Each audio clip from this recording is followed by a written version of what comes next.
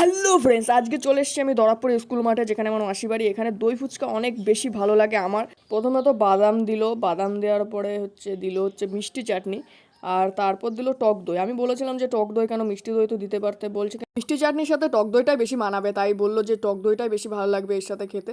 শশা দিয়ে ভরে দিয়েছে আর দু রকমের চানাচুর, ও হালকা করে চাট মশলা দিয়ে, লবণ দিয়ে, আর একটু লেবু ছড়িয়ে দিল। আর 7টা 20 টাকা, এখন দাম বেড়ে গেছে একটু। একটা ফুচকা গালে ভরে দিয়ে এত স্বাদ কেন, এত স্বাদ লাগতেছে কেন আমার কাছে, এত স্বাদ। দই ফুচকা খাওয়া শেষ করে চলে আসলাম বড় মাসি বাড়ি। বড় মাসি আবার পাস্তা বানিয়েছিল, তো পাস্তার মধ্যে সস না দেওয়ার জন্য আমার একটু ভালো লাগছিল না, তবু বড় মাসি আর মেশোর সামনে তো বলতে হলো যে এত স্বাদ লাগতেছে কা, এত স্বাদ কেন।